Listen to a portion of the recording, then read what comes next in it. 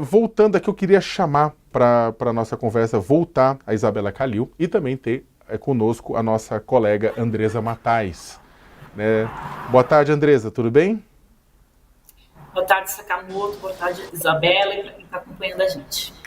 Eu tô olhando aqui para baixo, gente, porque quando tem atualizações, entram coisas novas, né? A gente pega, vai e vamos entrando com isso, vamos se atualizando, e a gente está sendo atualizado neste momento exatamente por uma coluna. Pedi para colocar aqui no telão uma coluna da Andresa. Starlink de Elon Musk bloqueia acesso ao Rumble por ordem de Moraes. Andresa, quer trazer para a gente essa notícia?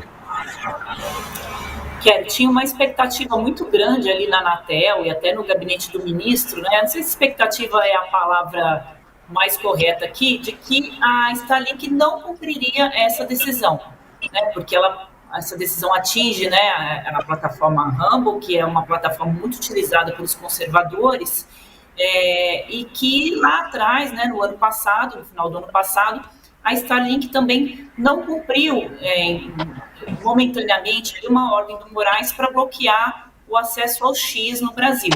Então, o gabinete ficou acompanhando, pediu para olhar, né, para a Anatel dar uma olhada com cuidado se a Starlink iria ou não cumprir a determinação, porque se não cumprisse, teria ali algumas medidas, né, do gabinete Alexandre de Moraes, de novo, contra a Starlink. Mas, para surpresa de todos, dessa vez, a Starlink, que é do Elon Musk, decidiu cumprir, né, a determinação. E o cenário agora, né, é que todas as principais operadoras do Brasil, né, a TIM, a Oi, a Vivo, né, que mudou de nome agora, e as outras empresas e a Starlink já cumpriram essa ordem. Então o acesso ao campo no Brasil dificilmente vai ser possível, né? Claro que são 20 mil operadoras, e a Anatel ainda está, né, colhendo essas informações de quem pode eventualmente ter descumprido essa ordem, mas o olho grande estava mesmo em cima da Starlink, viu, Sakamoto, que resolveu dessa vez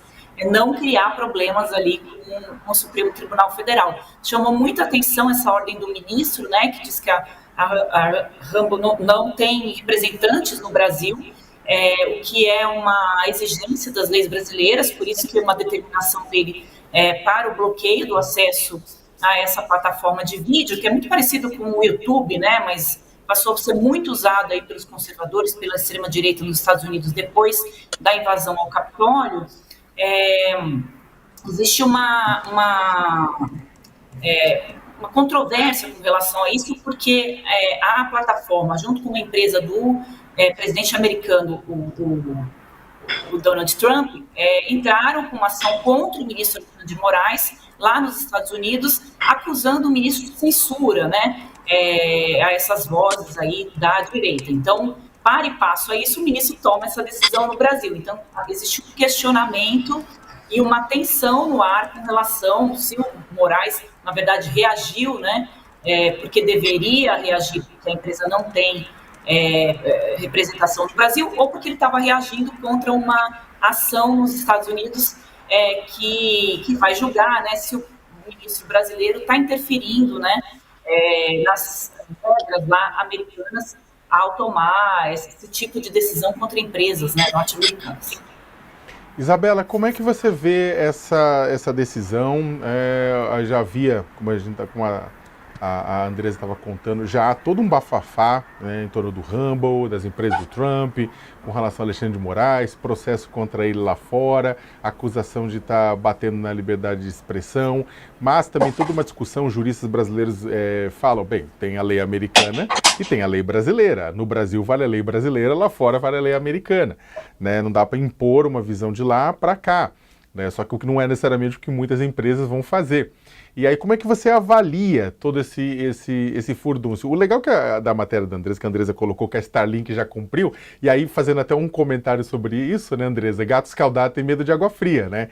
Porque a Starlink perdeu dinheiro com aquela ação do Musk que levou ao bloqueio de todas as empresas dele por aqui. Pode-se discutir, né, se deveria ou não ter bloqueado tudo, mas a Starlink perdeu dinheiro e isso foi, inclusive, uma das razões que levou os acionistas da Starlink a falar, olha, parar de fazer isso aí, bora fazer o que o governo brasileiro, o que a justiça brasileira está pedindo, né?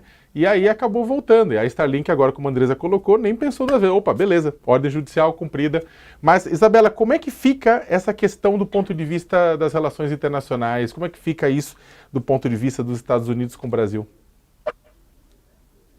Sakamoto, como você falou, é completamente absurdo esperar que o Alexandre de Moraes vá seguir a legislação dos Estados Unidos aqui no Brasil. Só que isso, eu acho que tem uma coisa por trás que é importante a gente lembrar, que é o seguinte: a noção de liberdade de expressão, ela é diferente no Brasil e nos Estados Unidos, e muitas vezes brasileiros se valem do entendimento sobre o que é liberdade de expressão nos Estados Unidos para dizer que no Brasil a gente não tem liberdade de expressão, porque de fato a gente não tem um modelo parecido com os Estados Unidos.